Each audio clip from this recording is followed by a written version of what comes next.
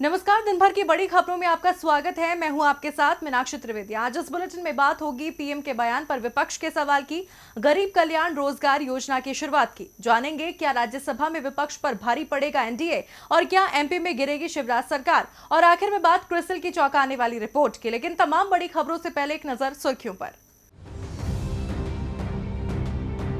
बिहार के सीएम नीतीश कुमार की केंद्र सरकार से मांग, कहा जीएसटी और आयकर में छूट पर विचार करे केंद्र। राज्य में उद्योग लगाकर बाहर से आए लोगों को यही काम देना चाहती है राज्य सरकार। राजस्थान के मुख्यमंत्री अशोक गहलोत करेंगे जन जागरूकता कार्यक्रम की डिजिटल लॉन्चिंग। वर्चुअल कॉन्फ्रेंस के जरिए जुड़ेंगे करीब 1 लाख लोग। मौजूदा स्वास्थ्य हालात के चलते चलाया जाएगा जन जागरूकता कार्यक्रम। ज्योतिरादित्य सिंधिया को लेकर मध्य प्रदेश की सियासत तेज। भाजपा के पूर्व प्रदेश अध्यक्ष राकेश सिंह बोले, ग्वालियर चंबल ही नहीं पूरे प्रदेश में भाजपा ज्योतिरादित्य सिंधिया का उपयोग करेगी। राकेश सिंह ने किया दावा, उपचुनाव में सभी 24 सीटें जीतेगी बीजेपी। रद्द हो सकती है जुलाई में होने वाली सीबीएसई बोर्ड की परीक्षा। वैकल्पिक मूल्यांकन पद्धति के आधार पर जारी होगा रिजल्ट। अगले हफ्ते हो सकता है फॉर्मल अनाउंसमेंट। भारत में अब नहीं मिलेगी रेनो कैप्चर। रेनो ने अपनी कॉम्पैक्ट एसयूवी कैप्चर का प्रोडक्शन भारतीय बाजार में किया बंद। 3 साल में 10,000 यूनिट भी नहीं बेच पाई कंपनी। अपने हाथ को यहीं पे रखेंगे, अनाहत चक्र। स्वस्थ तन एवं मन की प्राप्ति हेतु भारतीय साधना पद्धति योग, जो कार्य की संपूर्णता के लिए प्रेरित करता है। योग को जाने, योग को जीवन में शामिल करें। योग गुरु मानसी गुलाटी के संग, ताकि स्वस्थ आनंदमय जीवन हो। योग जीवन निरोग।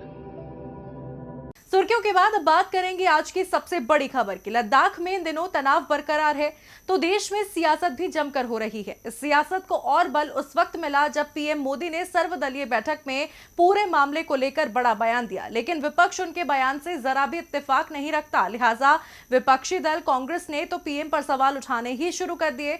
आज इसी मुद्दे पर चर्चा के लिए हमारे साथ मौजूद हैं राजीव जी।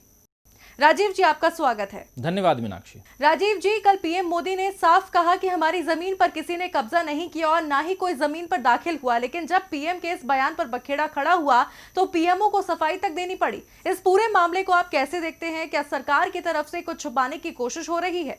जी मीनाक्षी, दरअसल कल पीएम ने सर्वदलीय बैठक बुलाई थी जिसमें सीमा पर चल रहे विवाद को लेकर चर्चा हुई। इस दौरान पीएम ने दावा किया था कि हमारी जमीन में न तो कोई घुसा है और न ही कोई घुसा था।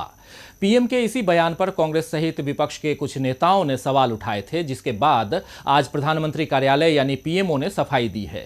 पीएमओ ने प्रधानमंत्री के बयान का बचाव करते हुए सीमा के हालात और जवानों की वीरता का जिक्र किया है। इसमें कोई दो राय नहीं है मीनाक्षी कि हमारे जवानों ने अभूतपूर्व वीरता का परिचय दिया, लेकिन उनकी वीरता सरकार पर उठे सवालों का जवाब नहीं हो सकती। अगर पीएम कह रहे हैं कि हमारी जमीन में कोई नहीं आया था तो फिर हमारे जवानों को बलिदान क्यों देना पड़ा? सवाल यह भी है कि क्या चीन ने एलएसी पर हमारे साइड वाले इलाके में कोई निर्माण करने की कोशिश नहीं की? और चीन जो हम पर उकसाने का दोष मढ़ रहा है उसका किस तरह जवाब दिया जाएगा? 20 जवानों को हमने खो दिया, 75-76 घायल हो गए और 10 जवान बंधक थे जिन्हें बाद में छोड़ा गया। कल जब हमारे 10 जवानों को छोड़ा गया उसके बाद देश को पता चला कि हमारे कुछ जवान बंधक भी थे। इसीलिए मीनाक्षी, सवाल उठता है कि क्या सरकार को इन सब बातों का खुलासा पहले से ही नहीं करना चाहिए था? सरकार को यह भी बताना चाहिए कि मई से चल रहे तनाव के बीच जो दोनों देशों के बीच सैन्य अधिकारियों की जो वार्ताएं चली हैं, बातचीत का क्रम चला है, उसका नतीजा क्या निकला है? क्या वे असफल रहीं या फिर चीन ने हमें मुगालते में रखा? विपक्ष जो सवाल सर्वदलीय बैठक के बाद उठा रहा है, अगर सरकार ने पहले से ही विपक्ष को इस गंभीर मसले पर साथ लिया होता और पारदर्शिता बरती होती तो आज एक बाहरी चुनौती पर देश के भीतर एकजुटता का माहौल होता। लेकिन मीनाक्षी, अभी सरकार पर ही सवाल उठ रहे हैं जो अच्छे संकेत नहीं हैं। बहुत बहुत धन्यवाद राजीव जी आपका तमाम जानकारी के लिए। बढ़ते हैं अपनी अगली खबर की ओर। देश में पूर्णबंदी के दौरान प्रवासी श्रमिकों को तमाम मुसीबतों का सामना करना पड़ा है। कामकाज छूट गया तो उन्हें बड़े पैमाने पर घर लौटने के लिए मजबूर होना पड़ा है। ऐसे में मजदूरों के सामने अब सबसे बड़ी परेशानी रोजगार की है, जिसे लेकर विपक्ष भी सरकार से सवाल कर रहा था। इसी बीच सरकार अब कामगारों को रोजगार देने के लिए नई योजना लेकर आई है, जिसका उद्घाटन आज खुद प्रधानमंत्री नरेंद्र मोदी ने किया। इस दौरान क्या कुछ कहा पीएम मोदी ने, देखिए इस रिपोर्ट में।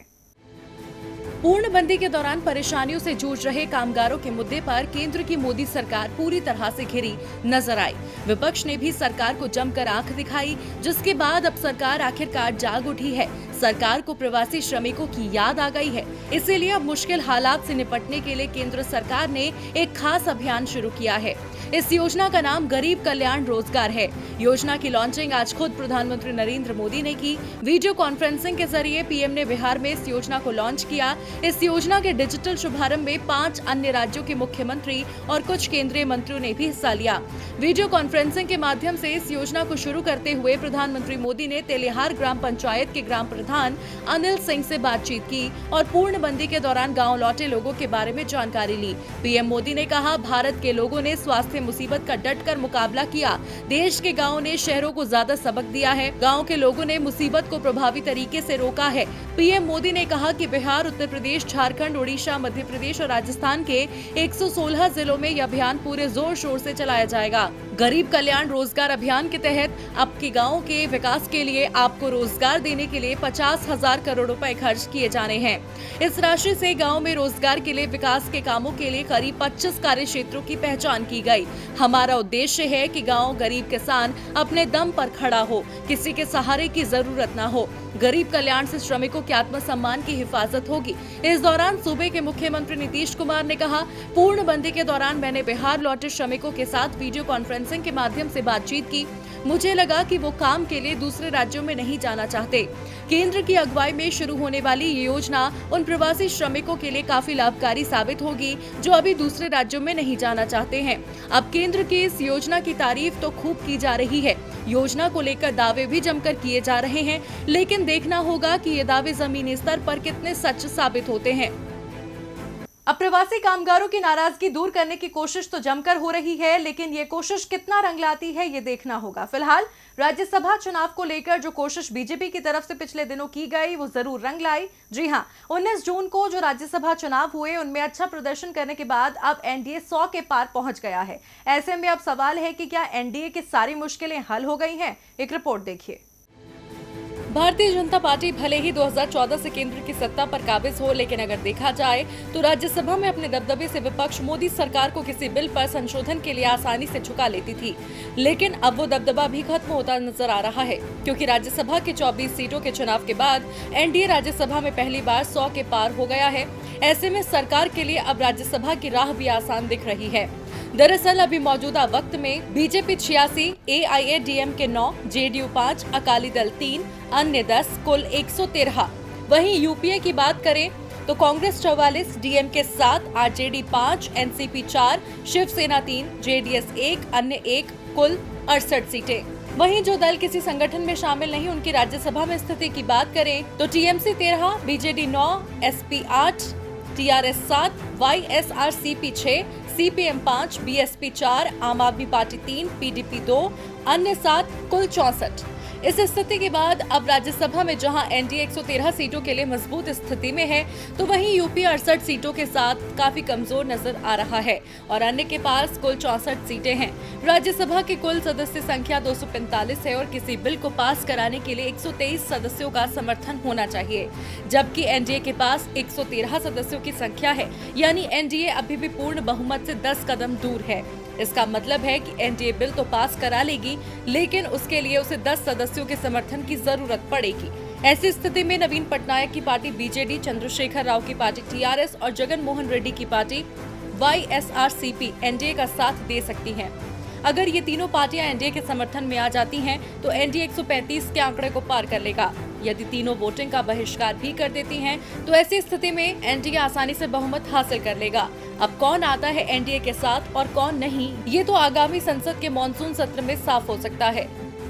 अब भले ही बीजेपी के सियासी दांवपेच राज्यसभा में काम आ गए हों, लेकिन इस चुनाव ने मध्य प्रदेश की 24 सीटों पर होने वाले विधानसभा उपचुनाव को लेकर बीजेपी की नींद उड़ा दी है। दरअसल उपचुनाव जीतने के लिए बीजेपी पूरा जोर लगा रही है, कांग्रेस के बागियों को भी अपना बना रही है, लेकिन चुनाव से पहले बीजेपी का घर ही खाली हो सकता है, जिसके संकेत राज्यसभा चुनाव से मिले हैं। चुनाव में हुई क्रॉस वोटिंग ने बीजेपी में महाकलह की ओर इशारा किया है।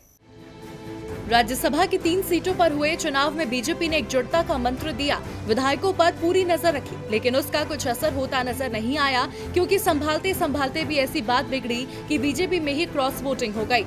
कहा जा रहा है 3 विधायकों ने बीजेपी के खिलाफ जाकर वोट किया है। ऐसा इसीलिए कहा जा रहा है क्योंकि कांग्रेस के वरिष्ठ नेता दिग्विजय सिंह को 3 वोट ज्यादा मिले हैं। इससे ही संकेत मिल रहे हैं कि बीजेपी के विधायकों ने कमल की बजाय कांग्रेस को वोट किया है। हालांकि बीजेपी ने इस बारे में कुछ भी बोलने से मना किया, लेकिन दिग्विजय सिंह ने इशारों में चुटकी ली। उन्होंने ट्वीट किया, मुझे 54 कांग्रेस विधायकों ने और 3 अन्य विधायकों ने चुनकर राज्यसभा में पुनः भेजा। अब दिग्विजय सिंह ने तो बीजेपी पर चुटकी ले ली, लेकिन इस क्रॉस वोटिंग का सीधा असर 24 सीटों पर हुए उपचुनाव में देखने को मिल सकता है। कहा जा रहा है ज्योतिरादित्य सिंधिया के बीजेपी में आने से विधायक समेत कई नेता नाराज हैं। उनका कहना है उपचुनाव में पार्टी अपनों को दरकिनार कर बाहरियों को गले नहीं लगा सकती। यहाँ तक कि नेताओं ने तो पार्टी छोड़ने के भी संकेत दिए हैं। अगर ये बगावत का दौर यूं ही जारी रहा तो बीजेपी को हार का सामना करना पड़ सकता है। चंद महीने पहले बनी शिवराज सरकार को बाहर का रास्ता भी देखना पड़ सकता है। अब चुनाव में ऊंट किस करवट बैठेगा, ये देखने वाली बात होगी। अब जहां क्रॉस वोटिंग ने मध्य प्रदेश में बीजेपी की सिरदर्दी बढ़ा दी है, तो वहीं फिलहाल बिहार में विधानसभा चुनाव को लेकर सियासी सरगर्मियां तेज हो गई हैं। सभी दल जीत के जुगाड़ में जातियों को लुभा रहे हैं। इसके लिए विधान परिषद का सहारा लिया जा रहा है। विधान परिषद में उम्मीदवारों का बहाना है और राजनीतिक दलों को विधानसभा चुनाव पर निशाना लगाना है। जानिए किस तरह से हो रही है सियासी गोलबंदी।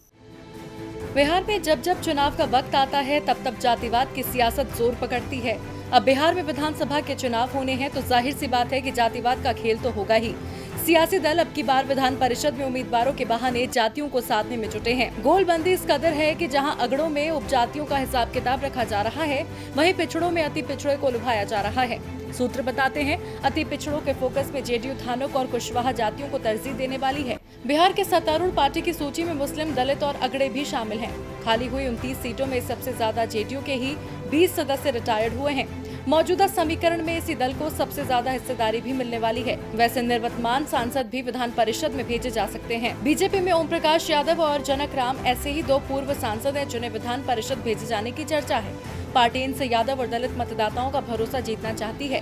वहीं आरजेडी के सूत्रों के मुताबिक इस बार विधानसभा चुनाव के साथ ही विधान परिषद में भी अति पिछड़ों को आगे करने की रणनीति है। इसी कड़ी में पटना स्नातक निर्वाचन सीट के लिए अति पिछड़ी जाति से आने वाले आजाद गांधी को अपना उम्मीदवार बनाने का संकेत दिया है। विधानसभा कोटे की 3 सीटों में से कम 1 सीट चंद्रवंशी समाज को दिए जाने की चर्चा है। वहीं कांग्रेस का चुनावी मिजाज अगड़ों के साथ चल रहा है।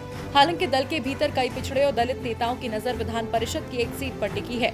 अब राजनीतिक दलों ने तो जातियों का गणित बिठा दिया है, लेकिन देखना होगा कि किसका गणित सही बैठता है और किसका फेल होता है। अब बिहार में जातीय समीकरण साध कर किस दल को कितना फायदा होगा, इस पर सभी की नजरें टिकी हैं। तो वहीं आज सुर्खियों में तो उर्जित पटेल भी बने रहे। जी हां, मोदी सरकार के फैसलों के खिलाफ आवाज उठाने वाले और आरबीआई का गवर्नर पद त्यागने वाले उर्जित पटेल की वापसी हो गई है। उन्हें national institute of public finance and policy यानी कि NIPFP का चेयरमैन बनाया गया है। उर्जित पटेल 22 जून को NIPFP के चेयरमैन का पद संभालेंगे। देश की आर्थिक स्थिति को लेकर वैसे ही मोदी सरकार घिरी हुई है। विपक्ष से लेकर विदेश की रेटिंग एजेंसियां सरकार के फैसले को गलत बता रही हैं। वहीं अब सरकार की मुश्किल और बढ़ने वाली है, क्योंकि केंद्र के गलत फैसलों के खिलाफ आवाज उठाने वाले रिजर्व बैंक के पूर्व गवर्नर उर्जित पटेल को नई जिम्मेदारी मिल गई है। Urjit Patel national institute of public finance and policy के चेयरमैन नियुक्त किए गए हैं। उनसे पहले इस पद पर विजय केलकर थे। केलकर ने 2014 में पद संभाला था। उर्जित पटेल 22 जून को NIPFP के चेयरमैन पद को संभालेंगे। NIPFP ने बयान में कहा है, हमें इस बात की खुशी है कि रिजर्व बैंक के पूर्व गवर्नर उर्जित पटेल 22 जून 2020 से 4 साल के लिए संस्थान के चेयरपर्सन के रूप में हमसे जुड़ रहे हैं। आपको बता दें, NIPFP का मुख्य उद्देश्य सार्वजनिक अर्थशास्त्र से संबंधित क्षेत्रों में नीति निर्माण में योगदान देना है। इस संस्था को वित्त मंत्रालय, भारत सरकार के अलावा विभिन्न राज्य सरकारों से वार्षिक अनुदान सहायता मिलती है। अब उर्जित पटेल इस संस्था के चेयरमैन बने हैं तो जाहिर सी बात है कि आर्थिक स्थिति को लेकर फिर आवाज उठाएंगे और सरकार की नीतियां सबके सामने लाएंगे। ऐसे में देखना होगा इस बार सरकार और उनके बीच ठनती है या बनती है। और बुलेटिन के आखिर में बात क्रिसिल की चौंकाने वाली रिपोर्ट की। देश में स्वास्थ्य मुसीबत ने कारोबार पूरी तरह से चौपट कर दिया है। अनलॉक 1 में आर्थिक स्थिति सुधारने के लिए कई कदम उठाए गए, लेकिन सूक्ष्म, लघु और मध्यम उद्यम यानी कि एमएसएमई पर पूर्णबंदी का इतना बुरा प्रभाव पड़ा है कि वो नकदी की समस्या से जूझ रहे हैं। अब रेटिंग एजेंसी क्रिसिल ने भी एमएसएमई सेक्टर को लेकर एक रिपोर्ट जारी की है, जिसमें सरकार की राहत के बाद भी सेक्टर मुसीबतों से घिरा नजर आ रहा है। एक रिपोर्ट देखिए।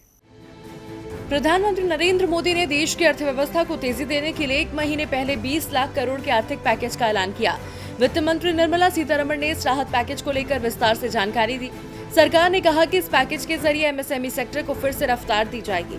साथ ही लोन को लेकर भी कई बड़े ऐलान किए, लेकिन बावजूद इसके स्वास्थ्य मुसीबत की वजह से भारत के सूक्ष्म, लघु और मध्यम उद्यम अपना अस्तित्व बचाने के समस्या से जूझ रहे हैं।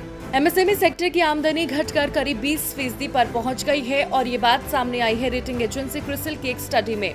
अध्ययन के मुताबिक स्वास्थ्य मुसीबत की वजह से इस वित्त वर्ष में ज्यादातर एमएसएमई की आय में बड़ी गिरावट की आशंका है।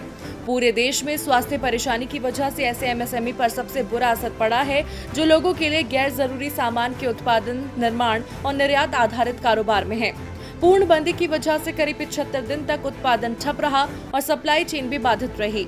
सरकार ने 20 लाख करोड़ रुपए के पैकेज की घोषणा की है। इसके तहत सरकार ने एमएसएमई सेक्टर को 3 लाख करोड़ रुपए का लोन देने का ऐलान किया है, लेकिन क्रिसिल की स्टडी में ये बात सामने आई है कि इससे एमएसएमई को बहुत राहत नहीं मिलने वाली। क्रिसिल के अनुसार सच तो ये है, सरकारी आश्वासन के बावजूद इस वित्त वर्ष में एमएसएमई की तरफ से किए जाने वाले लोन में पहले के मुकाबले और गिरावट ही आएगी, यानी सरकार की इस नई योजना का एमएसएमई को खास फायदा नहीं होगा। एमएसएमई के अलावा ज्यादातर सेक्टर के अन्य कारोबारी भी अगले वित्त वर्ष से पहले हालत में सुधार की कोई उम्मीद नहीं कर रहे। वहीं क्रिसिल की स्टडी के अनुसार रियल एस्टेट सेक्टर भी समस्या से जूझ रहा है। साथ ही मांग में कमी और अनिश्चितता की वजह से ऑटो डीलर्स को भारी नुकसान हुआ है। ऐसे में अब कब ये हालात सुधरते हैं, सरकार कोई नया ऐलान करती है या नहीं, ये देखना होगा। फिलहाल दिन भर की बड़ी खबरों में इतना ही। आप देखते रहिए डीबी लाइव। नमस्कार।